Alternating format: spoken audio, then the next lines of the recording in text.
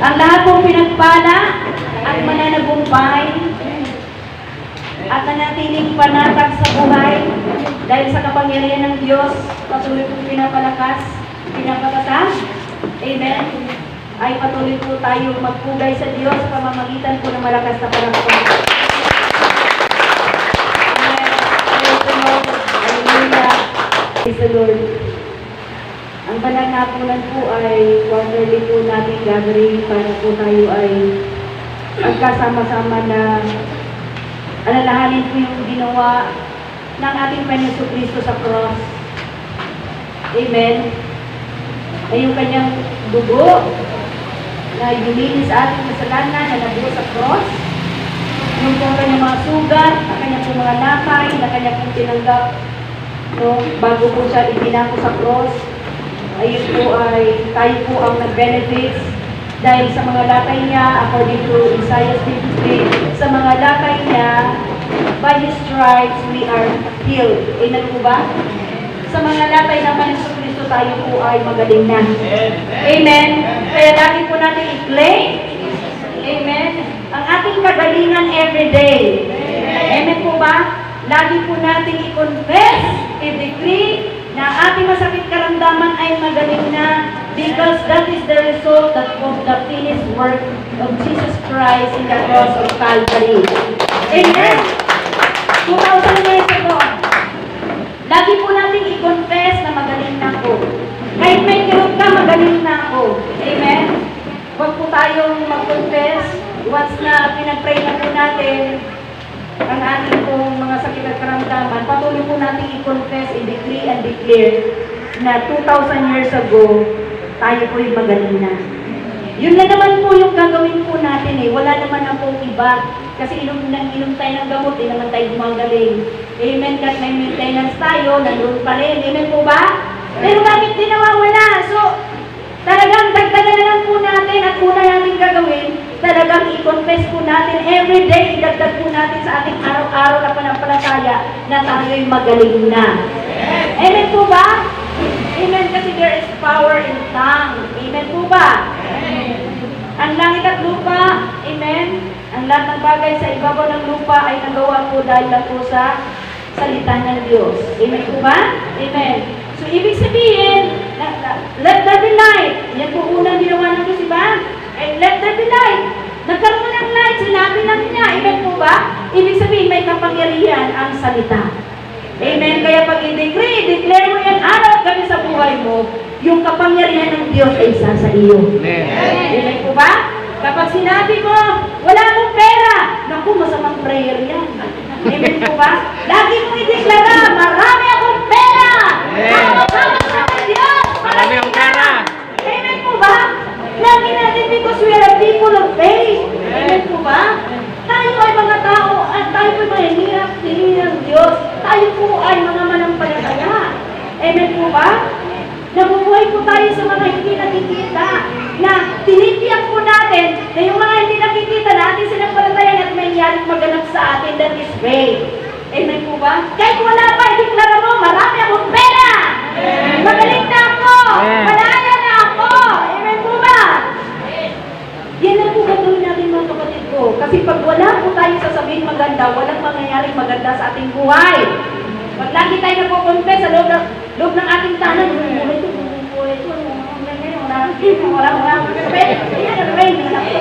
Marami kang pera. ako, sabihin mo, praise the Lord, ang anak ko mabait, ang anak ko ligtas na, ang anak ko pastor, ang anak ko pastora, ang anak ko, amen po ba? Kasi, pag sinabi mo, at least niya sa anak mo, lalong bibigyan yung ano na eh. Amen po ba? Lalong bibigyan, umasawa ko sa mga asawa ko, lalong bibigyan. Tulungan mo naman yung sarili mo. Ipahayag mo ang bait-bait talaga na asawa mo. Amen po ba? Hello! Bagong buhay na yan. Tulungan mo yung sarili mo. I-encourage mo, kausapin mo yung sarili mo. Para lahat ng bigat na yan, na dinadala ng diablo, sa puso't isip mo, ay lalaya ka riyan. Amen! Hello! Praise the Lord! Kasi po, lahat ng mabubuting bagay, lahat po ng mabuting salita natin sinasabi, ay pangyayarihin po yan ng Diyos. Amen po ba? Amen. Praise God. So, salamat sa Panginoong Diyos. Huwag po tayong mag-alala, meron po tayong pagkain dyan. Diba? Yan ang banal na apunan eh. Meron tayong dinner, amen po ba? At yung po mga nagbigay, salamat sa Diyos, pagpapalain kayo ng Diyos sa buhay. Amen. At ang next po natin na gawain na panghapon ay December na po yun. Together po sa ating anniversary. Pagkila na ba tayo? Yeah! Upcoming 12 years! Akalain mo, no? Dito sa family. Amen. Sa kabila po, meron ng mga umaalis, bumabalik. Amen po ba? Kasi amen po ba? Nakaka-bless dahil yung ating kapatid na mga anak kasi dahil lang sa kanil Jasper. Ayun yan eh.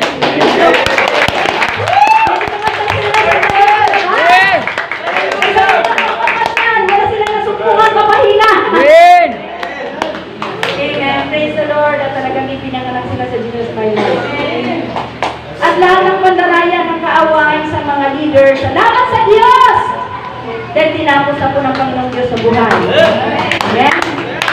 Amen? Praise the Lord. Dahil kapag ang problema ng pamilya, pinagtulungan sa panalangin, yan po ay masusolusyonan. Amen po ba? Amen. Kaya lang, lagi ko sinasabi sa inyo, ipanalangin ng mga leaders na dinanin ng kaaway! Ipanalangin sila! Pag hindi nyo pinag-prayer, pinag-fasting, accountability natin yan sapagkat Jesus my life family sila. Kailangan iba sa pamilya, wala magpapapaya. Kailangan si kapatid, si nanay, si kuya, si ate. Kailangan hanapin mo, kailangan ipanalangin mo because we are family. Amen? We are family of God. Amen po ba? Hello! Yung ating mga anak, ay tapos po natin sila sa ating physical na katawan. Meron silang apelyedo. Ako, ang anak ko, Villamor. Wala lang airbase, no? Villamor. Ipinanganak ko po sila. Amen? Biologically, ipinanganak ko po sila sa Villamor. Dito sa lupa, ako ang nanay nila. Ipinanganak ko sila, okay? Pero ang anak ko po, mga anak ko po, at ang inyong mga anak, kahit anak po natin sila, mga magulang, kailangan pa rin po nila magkaroon po ng isang kapanganakan pa. Amen. Na maipanganak po sila sa Espiritu, maipanganak po sila sa Diyos. Amen po ba? Okay, maipanganak po sila sa kataas-taasan. Amen po ba? Dahil pag hindi po sila ipinanganak sa Diyos, ipinanganak sa Espiritu, ipinanganak lamang po natin sila physically. Hindi po natin, pag hindi sila na ipanganak sa Diyos, hindi po natin sila makasama sa langit. Amen po ba? Kaya ang buhay ay dapat dalawa ang kapanganakan. Amen? Kaya yung ating mga kamag-anak na hindi pa po naipanganak sa Diyos, dahil wala pa po silang pamilya. Ang tawag sa ating pamilya ay Jesus is my life, church.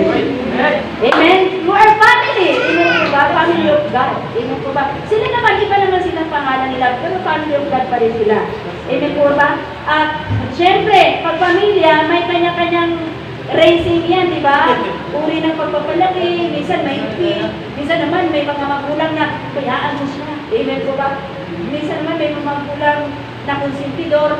Pero ang Jesus My Life Family, hindi nagpapabaya, hindi konsentidor. Amen po ba? Praise the Lord. Kaya tayo po ay nagmamalasapitan, nagpapanalangina, we correct each other, we pray each other. Amen po ba? Praise the Lord. So, excited na po ba tayo sa topic natin ngayon? Amen. So, sa pansamantala po natin putulin yung fruit of the Spirit. Amen po ba? Nasa goodness na tayo, no? Kasi tapos po tayo love, joy, peace, patience, kindness. I'm very sure na puno-puno na kayo ng love. I'm very sure na puno-puno na kayo ng peace, ng joy. I'm very sure na puno-puno na kayo ng love, joy, peace, patience, kindness. Amen po ba? Punong-puno na kayo po, umaasa ang Diyos na sa ating pagkikinig, kailangan ang ating napakinggan ay napunta sa ating mga puso. Hindi po napunta sa basurahan.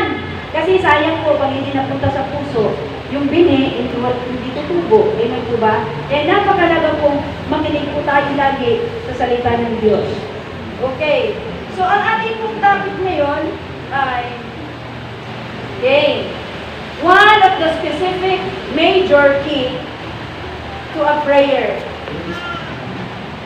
and to have a victorious life, always, every day, Yan po, tandaan po natin. One of the specific major key, mamaya ko na sasabihin, okay?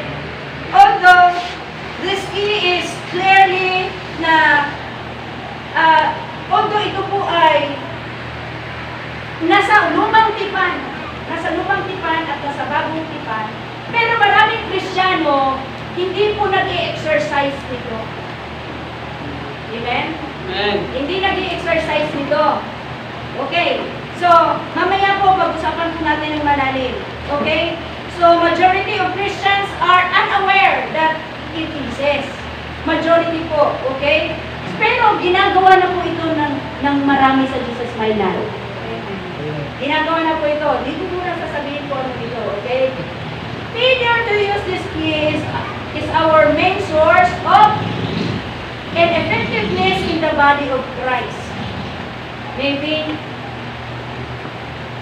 we are wondering kung ano kaya ito. Okay? Now, ito po sa sermon po sa isang mundo, meron pong two parallel passages in the Bible na pare-parehas talaga. Yung parallel, parehas siya. Pare-parehas talaga. Okay? Ito pakinggan po natin. Sa Matthew chapter 6, verses 5 to 6. Jesus said, and when you pray, okay, and when you pray, do not be like the hypocrites. Okay, when you pray daw, okay, tandaan po natin yung word na yan. That's verse 5. Okay, sa verse 6, but when you pray, okay, kanina, nagsasalita si Jesus Christ na kung manalangin ka raw, merong negative siyang sinasabi na, huwag mong gayahin yung mga hipokrito. Diba? Na nakatayo sila sa daan. Diba? Okay. Pero, si Jesus Christ ang sabi niya, hindi, huwag daw po natin silang gayahin kung tayo na nanalangin. Ngayon, verse 6, but when you pray, okay, pares, diba? Pero sa verse 16 and 17, ang sabi nito, ito po yung topic natin. When you fast, take note that word, when you pray, when you fast, parehas, amen po ba? Hello? Amen. Okay, when you fast, okay, do not look somber to be the hypocrites do. Okay, sa 17, but when you fast, ibig sabihin, two parallel passages, magkaparehas. Amen po ba? Amen. So, okay. So, ibig sabihin yung prayer and fasting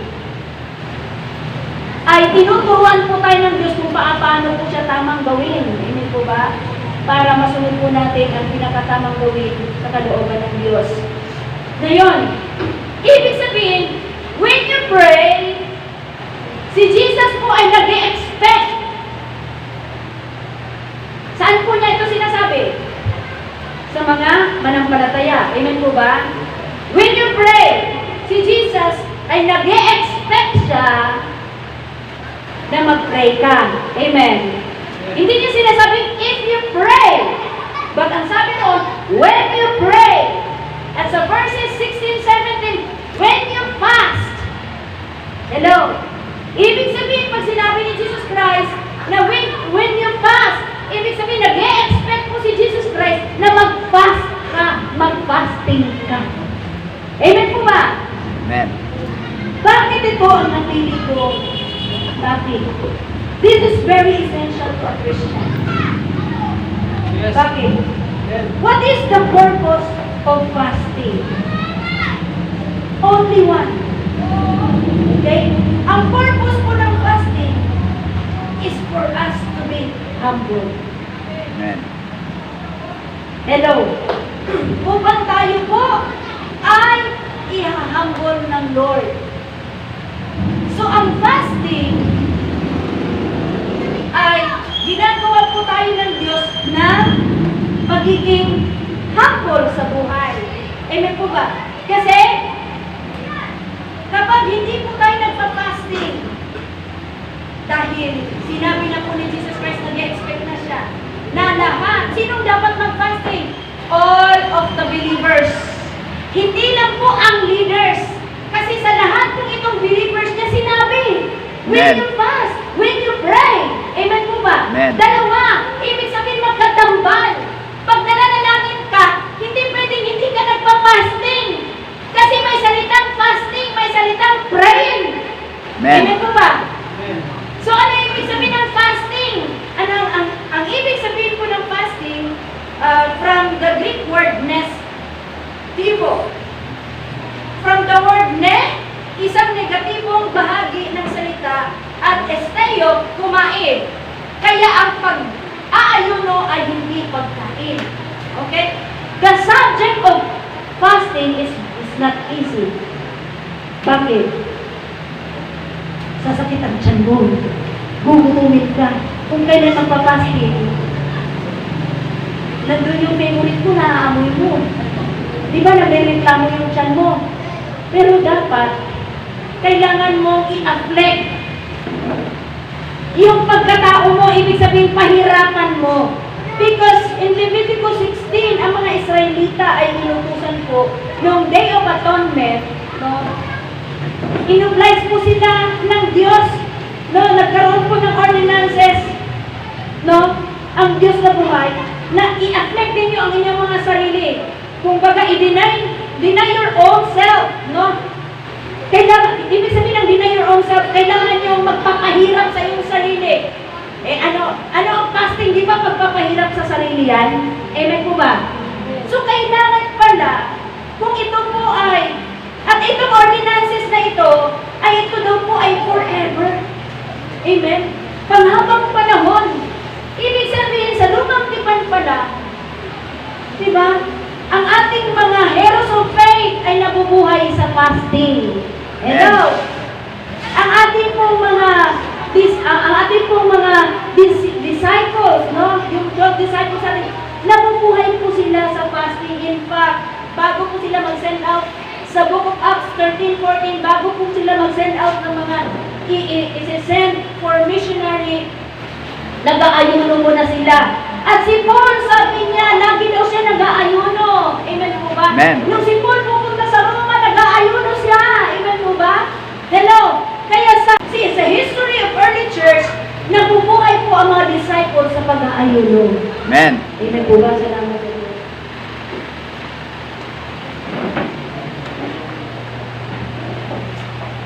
Nabubuhay po sila sa pag-aayuno. Okay. So, bibigyan muna natin sandali ng kaunting meaning yung prayer. Prayer is a solemn request. When we say solemn request, yan po ay serious. Ibig sabihin, pag nananalangin ka, dapat seryoso ka. And prayer is talking to God. Prayer is not memorizing. Amen po ba? Amen. Hindi po yung nag-memorize ka, araw-araw, gano'n paulit-ulit.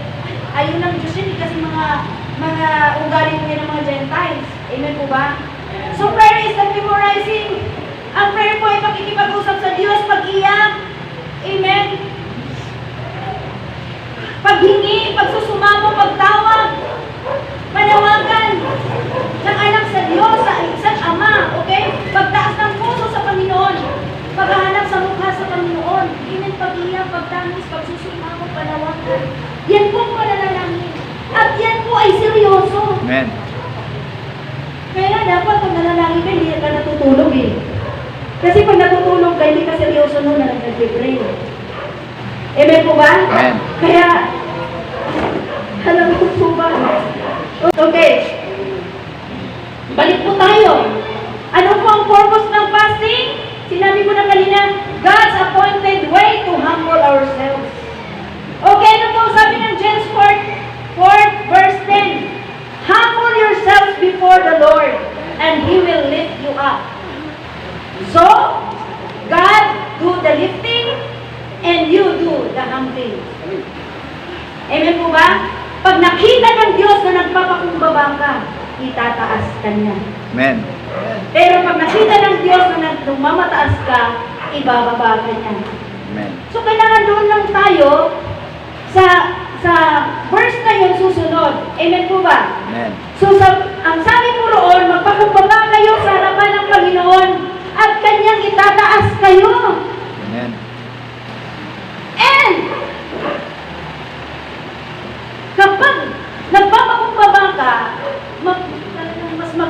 kayong humble kayo. Amen? Hindi kayong hambog. Mayabang, palalo, mapagmataas. Bawal po yun sa Kristiyano. Amen. Amen? Bawal po yan sa mga anak ng Diyos, yung hambugero. Yung pagmataas, mayayabang, palalo. Mataas ang kilay, amen po ba? Mataas ang tingin sa sarili, ayaw po ng Diyos yun. Kasi ibababa ka niya. At pag hindi ka magbago, hanggang baba na lang ang buhay mo. Amen po ba? Amen. Hindi mo maranasan tumaas. Bakit lagi kang nagmamataas? Amen po ba? Hello? Ang papel po natin ng pakumbaba. Ang Amen. papel ng Diyos, itataas tayo. Walang pangalan po natin ang Diyos. So sa 1 Peter 5:6, humble yourselves therefore under the God's mighty hand, that He may lift you up in due time. Amen? Huwag tayong magmamadali sa pagtaas. Kasi in due time, sa tamang panahon, itataas tayo ng Diyos. Kaya huwag tayong magmamadali sa buhay. Ang buhay ay hindi contest. Gusto mo pumunta agad sa taas, mapromote ka agad, makarating ka agad doon. Eh, nakakapagod yun. Amen, nakipag-contest ka sa buhay. Amen, hindi na masaya ang buhay mo nun. Amen po ba? Dapat relax na. Patatag lang. Amen. Amen po ba? Kaya nga lang. Amen po ba? Para masaya. Hindi mo pa alala, nag-humble ka, hinay-hinay ka lang sa buhay. Hindi mo pa alala, nandito na ako sa top. Amen po ba? Hello? Kasi nga, nag-humble ka kay Lord. Kaya alam mo, pagka sa pananalita, sa kilo, sa isip at galaw, sa loob at labas, sa akitan, sa school, kung saan lang po sa trabaho sa negosyo, kung ikaw mapagmataas sa pagkukugali mo, kahit kailan hindi ka makakaranas ng itaas ka ng Diyos. Kasi hindi po ganyan ang prinsipyo ng buhay. Amen? Kailangan manatili kang magpakumbaba. Amen. Amen po ba? So, Luke 11:14, may sinasabi roon, di ba yung nananawagan for a banquet? Di ba? Amen po ba? Ang sabi roon, kaya pag inimbitahan ka raw, doon ka umupo, huwag kang umupo doon sa mga upuan ng mga Pandangal. ha? Pandangal. Pandangan. Kasi, baka daw merong nakaano ka doon. Paalisin ka raw. Amen po ba? Di, syempre, nakakaya naman. Mas maganda raw pag umupo ka, pag in-invite ka, doon ka umupo sa pinaka mababa. Kahit sa sahig ka lang umupo. Kasi, wala nang bababa pa sa sahig. Amen po ba? Amen. Sa sahig ka na eh. Yun yung pinakamababa. At pag nakita ka, na nasa mababa ka, di ba? Pag sinabi nung naging pesa, uy, kaibigan, tumayo ka dyan, dito ka. Di ba karanganan yun? Amen. Pero, yung pagkanoong kasagas, feeling mo talaga, di ba? Ay, importante ka, di ba? Feeling mo, dito ko sa upong kandangan. Eh, nakalaan na pala sa iba. Uy, kaibigan, sorry nga, meron ka. Di nakita ka ng proud, di ba kaya? Amen? So, kung hindi mo magiging kaya sa ating buhay, manatili po tayo sa buhay na mababa. Amen. Amen po ba? Hello? That's the power of humility. Ngayon, ano po ba ang nagagawa? Ano po ba ang nagagawa ng kapangyarihan ng pag-aayuno? Sa panahon po ni King Ahab, si King Ahab sa 1 Kings 21, merong lupa si Nabat. Si Nabat, yung lupa ni Nabat gustong bilhin ni King Ahab. Ang sabi niya, oh, bibilin ko yung lupa mo, Eh, di pa kulitan ko ng ubasan yung lupa mo. O, di kaya, ano ba mabuti? Bibilin ko na lang sa ganang magkano. Kasi, yung lupa na yan malapit lang sa ating bahay, tataliman mo yan ng mga gulay. Mahilig pala sa King Ahab sa gulay. Sabi ni Nabat, sabi niya, huwag nawang ipahintulot ng Diyos. So, huwag nawang ipahintulot ng Diyos na ibenta niya, mawala sa kanya, yung binana niya sa ninuno. Alam niyo to si King Ahab ng Israel. Umuwi, nung narinig na yun na hindi pumapayag sa iba. Alam mo,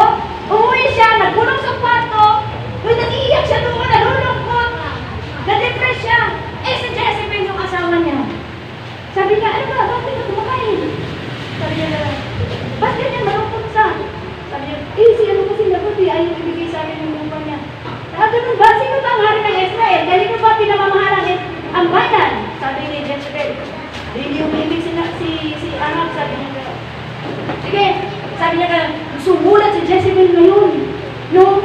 Sa matatanda ng bayan, sumulat siya na para po ang kanya pong gusto na makuha yung lupa. So, ang ginawa niya, mag-hire kayo na dalawang tao na walang hiya, sabi na gano'n. Para pagbintangan yung yung sinabat, no? Nag-ano pa nga siya, nag-invite pa siya ng ayuno, no? Tinatakan niya ngayon ang tatak ng singsing ng hari. Tapos tinatakan na din yung sulat. Tapos nung nakarating yung sulat na yun, ayun nga, nangyari ngayon, may dalawang tao na walang hiya. Tapos yan, nung pong nagkatipon-tipon na matatanda ng bayan, nag-usap-usap sila, na nagkasundo sila na batuhin, patayin sila ba? Patayin siya. Hindi ko alam kung bato ba yun, basta patayin siya. Okay? Ngayon, namatay na sila ba? Tapos sabi ni Jezebel, "Hoy! Sabi niya, umarap ka na dyan, magsaya ka na, kunin mo na yung lupa doon. Patay na sila ba?" Ngayon, hindi masaya na si Ahab, pumunta na siya doon. Ngayon, kinausap ng Panginoon si Elias. Si Elijah. Sabihin mo kay Ahab, pinagbili niya sa sarili niya, magkamkam lang ng lupa na hindi kanlan. Yung pangangkamkam ng lupa, ha? Pangangkamkam ng lupa. Yung mga boundary ng lupa, yung mga lupa na hindi naman atin, gusto natin magiging atin, mahirap po yun. Okay? Alam niyo po ba, sabi niya, sabihin mo sa kanya, sabihin mo, nag-pronounce po ng judgment ng Diyos sa buhay ni Ahab. Ang sabi niya, padadalan ko ang iyong sambahayan ng kapamakan. Ganun pala yung nangangamkam, yung mga sakim. Nangangamkam. Padadalan ko ang iyong sambahayan ng kapamakan. Kung saan hinihimod ng mga aso yung dugo, linabat doon dinihimurin ang dugo. Dugo mo, ni Ahab. Tapos ganun din si Jezebel. Dahil konsentidor sa kanyang asawa. Kaya mga asawa, kung mali asawa niyo, mali, i-correct. Hindi yung aayon na lang kayo. Ipagtatanggol, kasi asawa ko to sino ba magtatanggulan kami? Kahit mali, huwag niyong gawin kasi nag-pronounce din ng judgment. Ang Diyos kahit Jezebel, isa rin siya sa mamamatay. Amen. Kaya dapat walang konsentidor na asawa. Pag mali yung ginagawa ng asawa mo, sawahin mo. Huwag ka lang makipag-ano pa. Amen. Isa sa kanya. Amen. Pagbali. Pagdaling ka sa kapamakan, huwag ka. Pagbali yung panampalataya niya, huwag kang sumama. Mali nga eh. Amen po ba? Amen. Mali nga eh. Kaya delikado po talaga. Alam nyo, nung narinig ni King Ahab, yung pronouncement of judgment sa kanya, kasi mamamatay siya, alam mo ba? Basahin niyo sa 1 Kings 21. Alam niyo, si Ahab nag-fasting. Amen. Nag-fasting siya!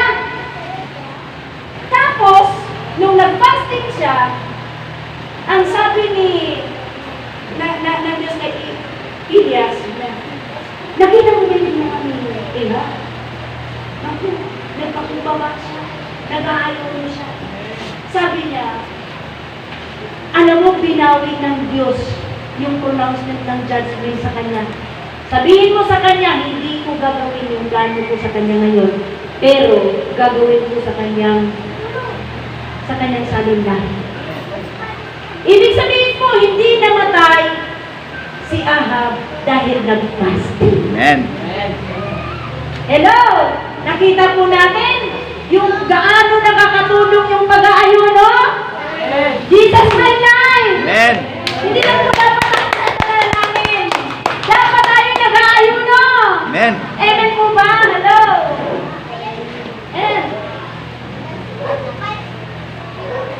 Isa pa, sa panahon ni Esther. Esther chapter 4. Yung mga Hudyo sa Susa ay isa-slaughter sila. Bakit? Sa isang dahilang tao si Mordecai nagpalaki kay Esther.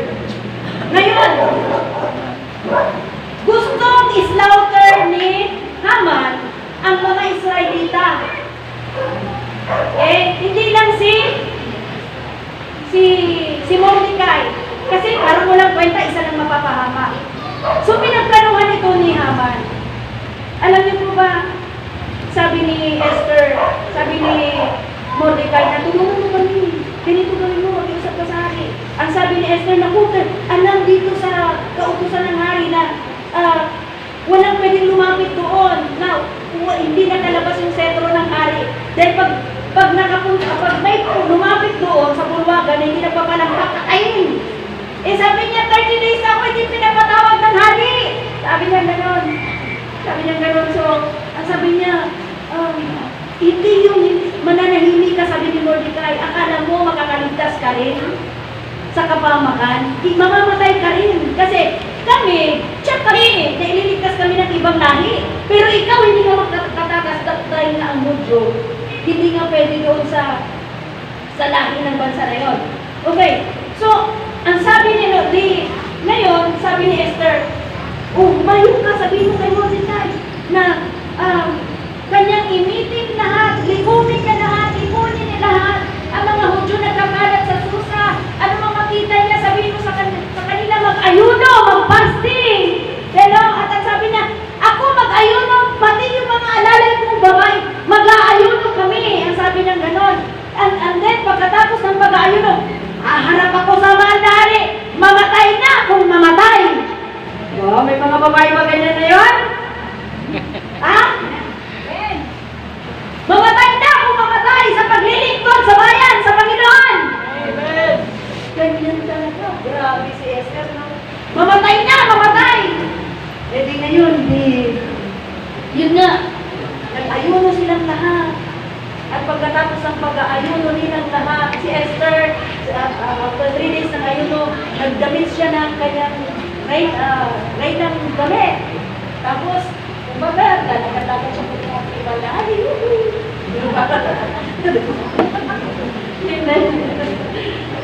No?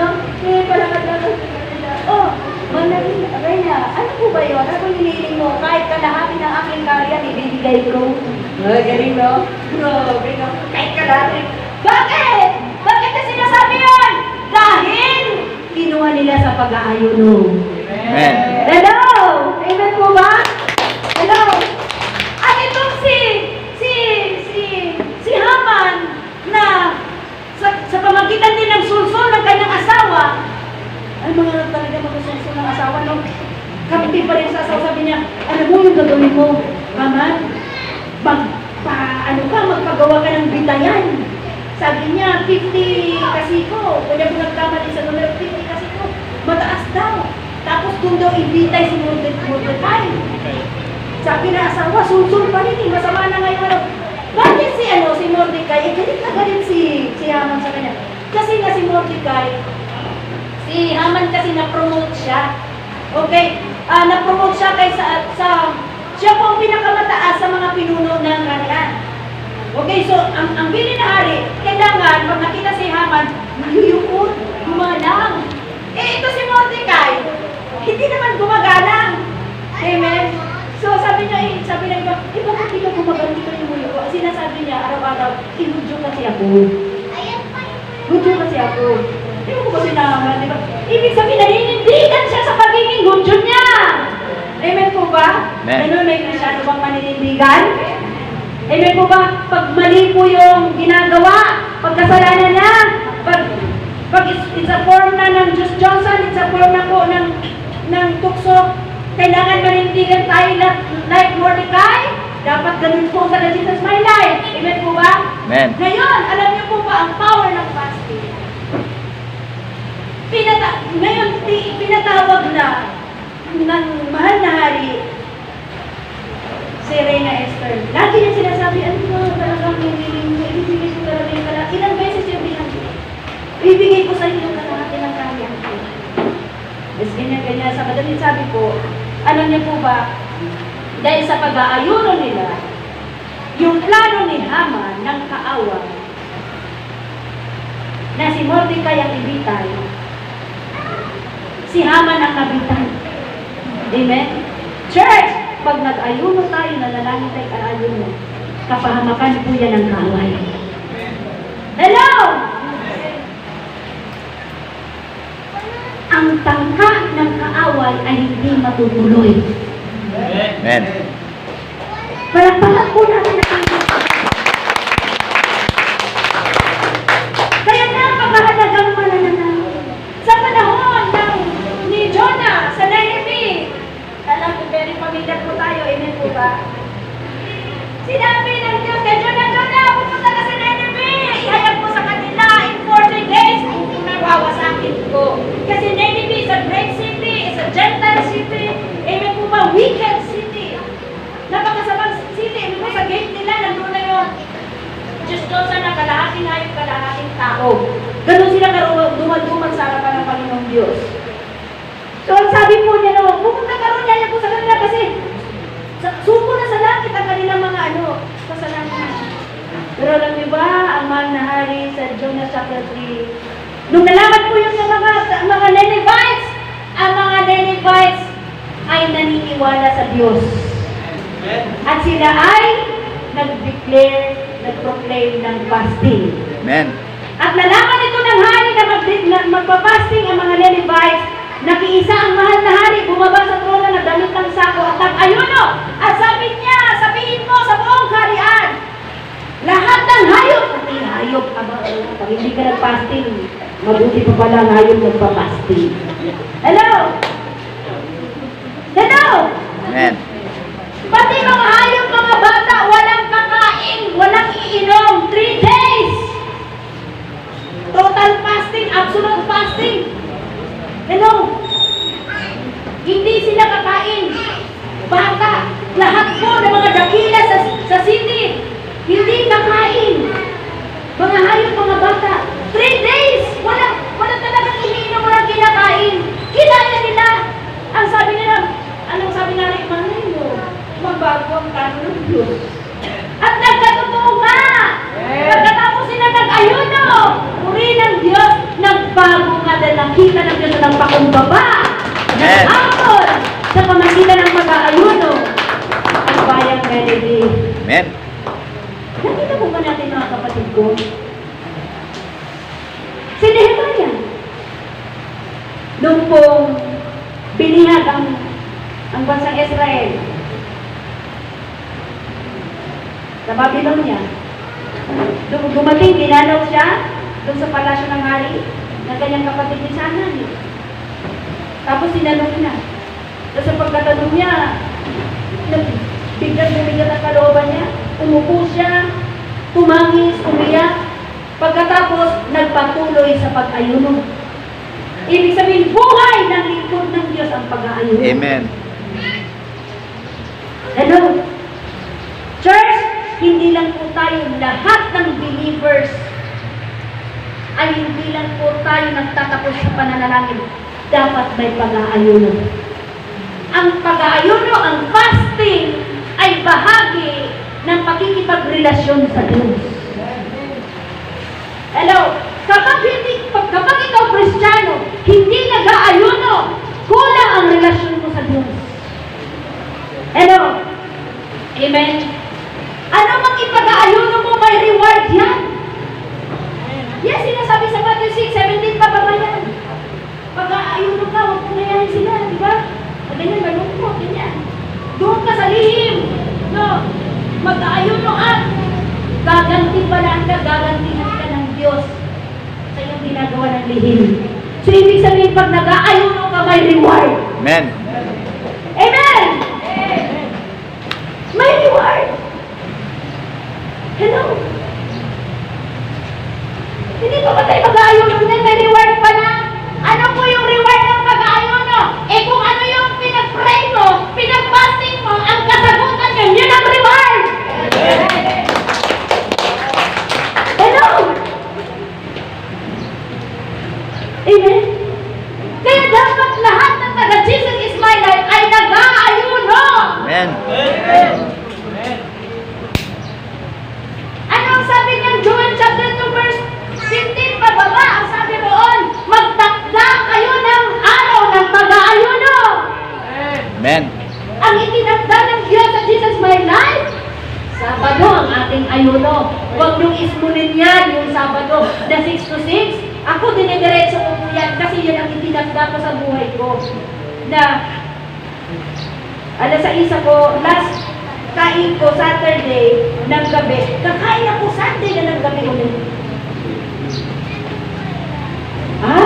Maganda, nakikita ko po maganda ang nangyayari. Amen.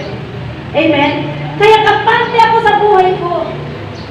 Nadiligin ako ng Diyos dahil lagi ako nagpapakumbaba sa Kanya every Saturday and Sunday. Tinitis, nasanay na nga po yung chat ko eh. Hindi na ako nakubutol eh. Ano? Kahit nakakamoy ako ng ganyan ganyan, hindi ako nagugulong. Church, we need to pray and fast. Ang Diyos ay nag-e-expect na manalangin tayo at nag-e-expect din siya na mag-fasting tayo. Amen. Amen! Amen.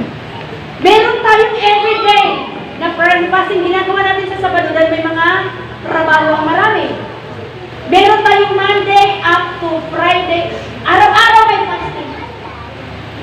Sumama kayo riyan at maranasan niyo po ang kabutihan ng Diyos, bunga ng pag-aayuno.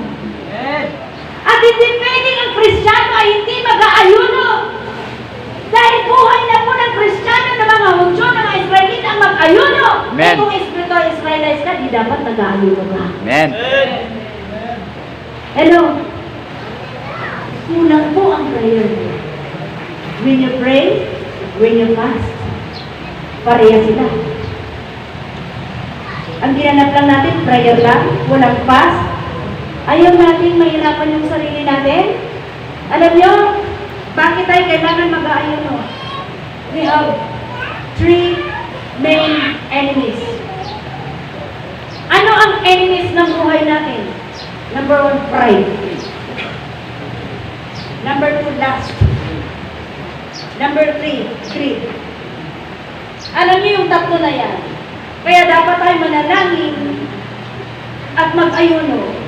Kasi yun po ang pinakasikreto para magaig natin yung ating tatlong kaawayan.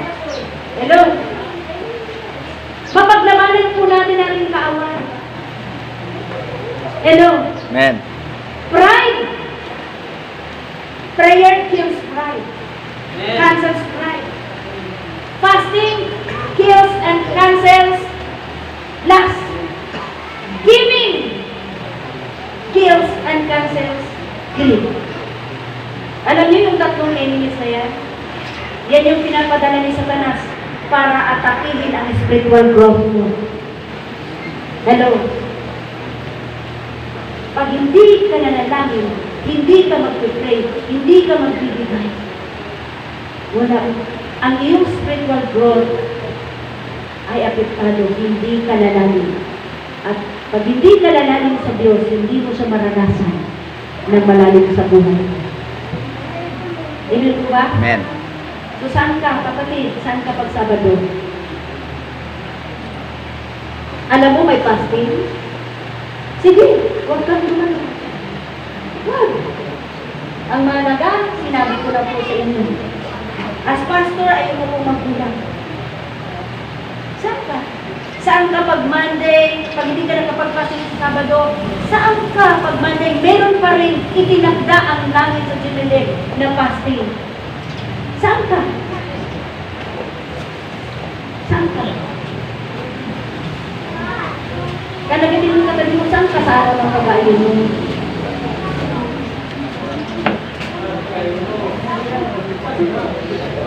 Kahit kailan, pag hindi ka nananalangin at nag-aayon, hindi ka lalago sa Diyos. Hello? Ang tamad-tamad natin. When you pray, when you fast.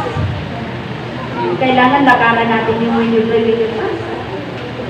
Hello? Amen? Sabado. May fasting tayo, corporate fasting. Ang pwede ka rin mag-declare ng fasting sa sarili mo. Kunyari,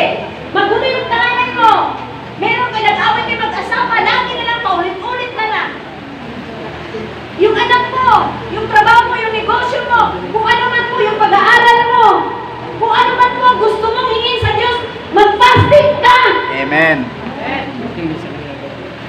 Hello? Hindi ko sila, di ba, nag-fasting? Ang mga hemosophile, nag-fasting. Kaya tingnan mo, may malaking nagagawa ang fasting sa ating buhay. Amen. Isa po yung form ng humility. Hello? Hindi po sinabi ng Diyos, I will make you humble. But you do the humbling. Amen? Amen. Hindi naman sinasabi mo, gawin kita humble ha. You do the humbling. Amen po ba? And God will do the lifting. Amen? Saan ka mag-fasting? Saan ka mag-fasting? Nasa aking fasting. Kung gusto po natin may mangyaring magandang sa ating buhay, mga answered prayer. Alam niyo po ba, pag nag-pray ka lang, wala kang fasting, malabo kang sagutin ng Diyos. Kasi kulang ang pagpapakumbaba mo. Kung gusto mo talaga na may assurance, na may kasagutan yung hinihiling mo, magsamahan mo siya ng pag-aayuno. Merong pag-aayuno na tinatawag natin na apat po ang uri ng pag-aayuno. Okay? Para ating po maintindihan. Ito po, nilista ko po yung apat na uri ng pag-aayuno. Kung ilang oras. Okay. Partial. Yung partial na pag-aayuno, yun po yung Daniel fast. Yung gulay. Gulay lang. Pero parang hindi ka nag-fasting. Gulay lang. Sinama ko sa fasting. That's Daniel 1:12. Tapos yung natural na pag-aayuno, water only kagaya ko. 24 hours hindi ako kumakain. Tubig lang. Okay? So yung total na ayuno, no food, walang pagkain, walang tubig. Yun po yung total. Bahala ka kung ilang araw mo yung gagawin. Nasa Ezra po yun. Chapter 10, verse 6. Number 4, yung supernatural na fasting. No food, no water. Iniinom mo lang at kinakain ang food and water sa haba ng panahon ng pag-aayuno mo kung narinig mo ang tinig ng Panginoon.